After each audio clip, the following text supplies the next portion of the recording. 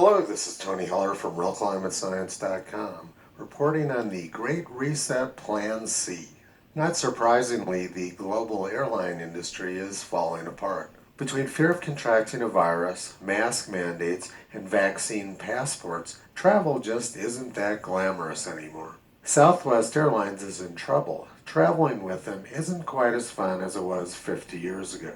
Airline travel was quite a bit more glamorous during the 1960s and 1970s than it is now. But the destruction of the airline industry has been going on for 20 years. For a long time after 9/11/2001, many people were afraid to get on an airplane. This worked out very well for me because I was traveling a lot to London and was getting incredibly cheap plane fares and would get an entire row of seats to myself. But eventually people stopped being afraid of terrorists and started being afraid of airplanes for a different reason.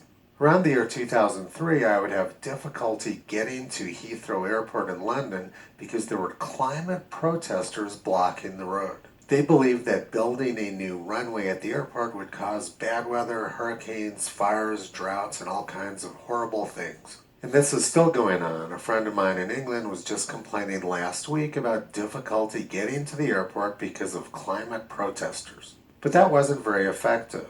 The airline industry continued to boom until about March of last year. I used to fly on airplanes every few weeks, but I haven't been on a plane since the middle of March 2020 when I flew back from Costa Rica. Costa Rica was amazing, and I was glad I was able to go there before the world went completely insane. I took advantage of the low plane fares after March of last year and tried to travel to the United Kingdom in May and to Australia in June, but neither country would let me in. With the current state of insanity in the world, I'm wondering if my flight back from Costa Rica last March might end up being my last plane travel. What's going on right now is exactly what globalists have wanted for decades. The World Economic Forum didn't like the little people blocking their freeways or clogging up the security lines at the airports. They openly flaunted with articles like this: emissions fell during lockdown, let's keep it that way. Globalist billionaires don't want you blocking their limousines and private jets. Since last year's virtual election in the United States, oil prices have more than doubled. And CNN is bragging for their globalist friends that things are never going to go back to normal. George Orwell wrote in his novel 1984, films, football, beer, and above all gambling filled up the horizon of their minds. To keep them in control was not difficult.